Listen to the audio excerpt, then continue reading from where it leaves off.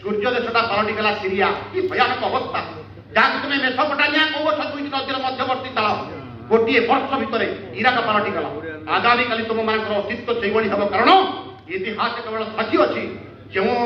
जाति जो सभ्यता समय अनुक्रम निजक सुरक्षा दे पारि नाही तार वंश बुनियाद बुड़ी जाइए तुम्हें सुरक्षित रहा चेष्टा कर रे किंतु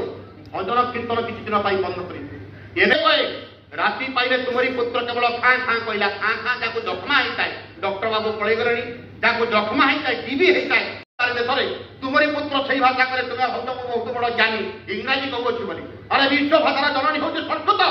यदि गर्व परिसंत आज देश विनाश हमारे एकमात्र कारण संस्कृति संपन्न विद्यालय तुम गोटे है ना किए कहीपर हाथ टेकिकी मो पुत्र इंग्राजी विद्यालय पाठ पढ़ा पर जानी राम मिठेल जानी कृष्ण मिठेल ये विदेशी संस्कृति विद्यालय पाठ पढ़ा पर तुमरी पुत्र जानिला ना राम किए जानिला ना कृष्ण किए जानिला ना उद्दाम सिंह किए जानिला ना भगत सिंह किए जानिला ना शहीद चंद्रशेखर किए गोटे हेले बड़ बड़ इतिहास चरित्र शिवाजी कहीपर ना राणा प्रताप कहीपर ना जानी तुम पुत्र कन्या मैंने केवल नग्न चरित्र कईटा तुम्हारी पुत्र को पचार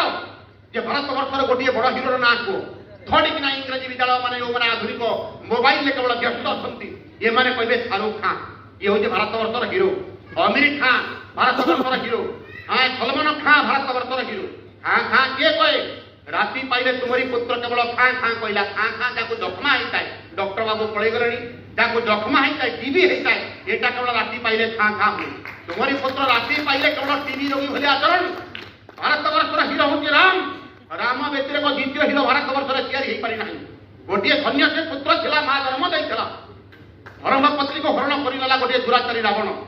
लंका गढ़ भितर नहीं रखिला समुद्र भितर 48 किलोमीटर दूर नहीं रखिला रामचंद्र जदि चेष्टा करते बर्तमान द्वितीय विवाह करी मोर तो गोटे पत्नी गला गला मोर टेंशन किसी ना जहाँ तुम पुत्र मैंने आज चिंता कर नुहे नथिले रामचंद्र जदि चिंता करते मुझे द्वितीय विवाह करी भारत वर्षर समस्त सम्राट मैंने कन्या मान धरी अयोध्या लाइन लगे झील रामचंद्र कौ झीटा को नौकर दिए रामचंद्र ताहा करे ना तत्कालीन समय वनवासी मानक संगठित करें बानर बोले मांकड़ नुहे वनरे बास करुवा नर तुम्हें आज जहाँ आदिवासी पछुआ वर्ग बोली कहु ये पछुआ वर्ग मान संगठित करें जाओ देख दक्षिण भारत बुली आस गोटे विशाल सेतु या तुमरी पाखे महानदी गोटे ब्रिज या आज सरकार को लगी जाऊँगी प्राय 10 वर्ष तत्कालीन समय रामचंद्र वनवासी मानक संगठित कर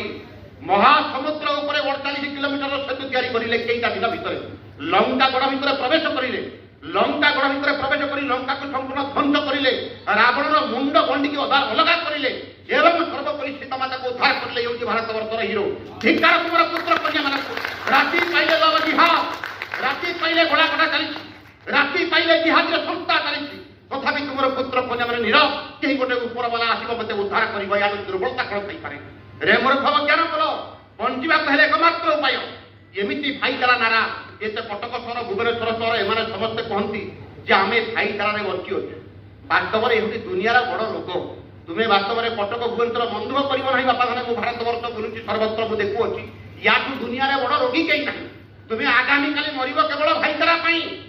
भाईचारा बोली निजे नारा तुमरी छात्र कही अर्जुन से दिन महाभारत घोर समर क्षेत्र युद्ध या गोटे भाईचारा बोला सम्मुखें मोर भाई मो बड़ा का पुओ दादा पुओ मामू पुओ अमुक समक युद्ध करी ना बोली एकमात्र भगवान कृष्ण महासमर पर ढड़ा होते अर्जुन को चेतकरी कहते रे आत्मन बंचापी हेले युद्ध करने न्याय रक्षा करने धर्म राष्ट्र यदि सम्मुखें हिताविष्य बंदी अस्त्र उठाई पड़ो गुड़ी मारवाई पड़ो रे अर्जुन स्वर्गम जित बाहुक्य से तस्मा युधिष्ठ संदीप युद्धाय प्रतिष्ठय रे अर्जुन उठाव कांडिव युद्ध कर विजातीय प्रवृत्ति मान को विनाश कर यदि युद्ध कर तुमको दुनिया खुल बोली कह नपुंसक बोली कह आज भारत वर्षर अवस्था केवल नपुंसक बोली आम समस्त केवल गिनी आउ खंडी धरिक तार भर सीमाबद्ध गिनी खंडी धरिक युद्ध चलता गोटे संग्राम चलता कौटी ना सोमनाथ मंदिर भितर हजार हजार लोक केवल गिनी खंडी भितर आबद्ध थे राम राम राम राम राम नाम चित्कार करुले कहीं राम राम नौ अरे राम नाम नेबार नपुंसक मान नुहे राम दुर्बल मान नुहे राम धीर मान राम कापुरुष मान नुहे राम उर्दार प्रतीक राम साहसर प्रतीक राम बलर प्रतीक राम वीरत्वर प्रतीक साहसर प्रतीक विजयर प्रतीक राम केवल से किए केवल देश माटी जाति धर्म समय अनुक्रम रावण पर दुर्वृत्त मान घोड़ा काटी देश मातृक रक्षा कर केवल तारी नपुंसक मान राम नाम চিৎকার করিবার কোনো অধিকার নাই রে দুর্বৃত্ত মানে বর্তমানে ଯୋଉମାନେ ଅବସ୍ଥା ବର୍ତ୍ତମାନ ଦେଖୁଛ ବାଂଲାଦେଶ ସଦ୍ୟ ଚିତ୍ର ଆଗାମୀ କାଲି ତୁମମାନଙ୍କ ପାଇଁ ସେଇଭଳି ହେବ ଏହା ନିଶ୍ଚିତ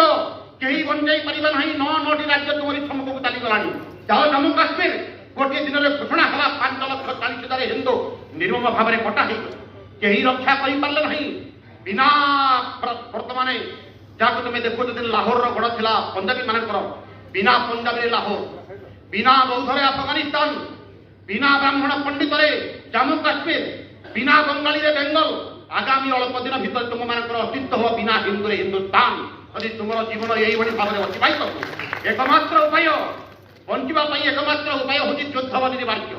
କେହି ରକ୍ଷା କରିପାରିବେ ନାହିଁ ତୁମେ ଭାବୁଛ କି ପୋଲିସ ରକ୍ଷା କରିବ ସମୟ ଆସି ପହଞ୍ଚୁଥିବ ବଂଶ ବୁନିଆଦରେ ପୋଲିସ ଚାକିରିରେ ଆପ୍ଲାଏ କରିବା ପାଇଁ କେହି ପାଇବେ ନାହିଁ ଏହା ନିଶ୍ଚିତ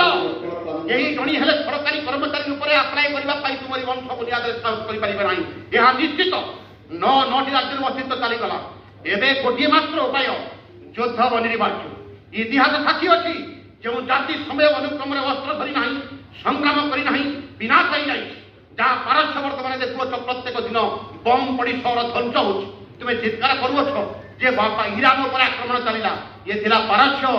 ସମୟ ଅନୁକ୍ରମରେ ଯୁଦ୍ଧ କରିପାରିଲା ନାହିଁ 12 ବର୍ଷ ଭିତରେ ପାରସ୍ୟ ଗୋଟିଏ ଇସଲାମିକ କଣ୍ଟ୍ରି ଉପରେ ଘୋଷଣା ହେଇଗଲା ଯାହାକୁ ତୁମେ ସୂର୍ଯ୍ୟ ଦେଶ ସୁରିଆ ବୋଲି କହୁଛ ଇଏ ସମୟ ଅନୁକ୍ରମରେ ଥିଲା ସୂର୍ଯ୍ୟ ଦେଶ ସିରିଆ ନଥିଲା ଇଏ ମାତ୍ର 12 ଦିନ ଭିତରେ ସୂର୍ଯ୍ୟ ଦେଶଟା ପାଲଟିଗଲା ସିରିଆ କି ଭୟାନକ ଅବସ୍ଥା ଯାହାକୁ ତୁମେ ମେସୋପୋଟାମିଆ କହୁଛ 2ଟି ନଦୀର ମଧ୍ୟବର୍ତ୍ତୀ ତାଳ ଗୋଟିଏ ବର୍ଷ ଭିତରେ ଇରାକ ପାଲଟିଗଲା ଆଗାମୀ କାଲି ତୁମମାନଙ୍କର ଅସ୍ତିତ୍ୱ ସେଇଭଳି ହେବ କାରଣ ଇତିହାସ କେବଳ ସାକ୍ଷୀ ଅଛି ଯେଉଁ ଜାତି ଯେଉଁ ସଭ୍ୟତା ସମୟ ଅନୁକ୍ରମରେ ନିଜକୁ ସୁରକ୍ଷା ଦେଇପାରି ନାହିଁ ତାର ବଂଶ ବୁନିଆଦ ବୁଡ଼ି ଯାଇଛି ଯଦି ଏବେ ମଧ୍ୟ ତୁମେ ସୁରକ୍ଷିତ ରହିବା ପାଇଁ ଚେଷ୍ଟା କରୁଅଛ ରେ କିନ୍ତୁ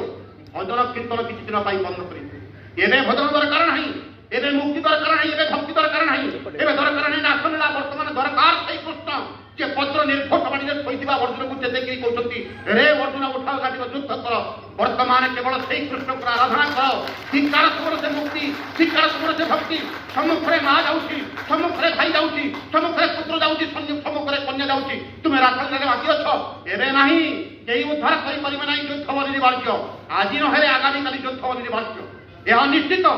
ଆଜି ଯୁଦ୍ଧ ହେବ ନଚେତ ନାହିଁ 10 ବର୍ଷ ପରେ ଯୁଦ୍ଧ ହେବ ଏହାକୁ କେହି ଏଡ଼େଇ ପାରିବ ନାହିଁ ସନ୍ତ ହିସାବରେ ମୁଁ ମଞ୍ଚରେ ଘୋଷଣା କରି କହୁଛି ଯୁଦ୍ଧ ଅନିବାର୍ଯ୍ୟ କିନ୍ତୁ ଏହା ନିଶ୍ଚିତ ଯଦି ଆଜି ଯୁଦ୍ଧ କରିବ ବଞ୍ଚିବାର ଗୋଟିଏ ଆଶା ଅଛି ଆଜି ଯୁଦ୍ଧ ହେଲେ ବଞ୍ଚିବାର ଗୋଟିଏ ଆଶା ଅଛି 10 ବର୍ଷ ପରେ ଯୁଦ୍ଧ ହେଲେ ତୁମ ବଂଶ ବୁନିଆଦରେ ପିଣ୍ଡରେ ହାଣିଦେବା ପାଇଁ କୂଳରେ ବୀଜଟିଏ ବି ବଞ୍ଚିବ ନାହିଁ ଏହା ନିଶ୍ଚିତ ତେଣୁ ରେ ହିନ୍ଦୁ ଏବେ ସମୟ ଆସିଅଛି ଦୁର୍ଭାଗ୍ୟ ଲାଗୁଛି ଏତେ ବଡ଼ କେହି ଜଣେ ମହାନ ଆତ୍ମା ଜଣେ ଆୟୋଜନ କରିଛନ୍ତି ଯେଉଁ ବ୍ୟକ୍ତି ହିନ୍ଦୁ ନାମରେ ସଂଗଠିତ କରୁଛି ଯଦି ଗୋଟିଏ ଫୋନରେ ଗୋଟିଏ ମୁହୂର୍ତ୍ତରେ ସଶସ୍ତ୍ର ରାମ ଭଳି କୃଷ୍ଣ ଭଳି 500 ବ୍ୟକ୍ତି ଏକାଠି ହେଇପାରିବା ଗୋଟିଏ ମୁହୂର୍ତ୍ତରେ ଜାଣ ସେଇଦିନ ପୁଣି ହିନ୍ଦୁ ରାଷ୍ଟ୍ର ଉପରେ ଗଠିତ ହେବ ଏଥିରେ ସିଲେବାସ ସଂକଟ ନାହିଁ ସର୍ବେ ଭଦ୍ରାଣୀ ଇଂରାଜୀ କହୁଛି ବୋଲି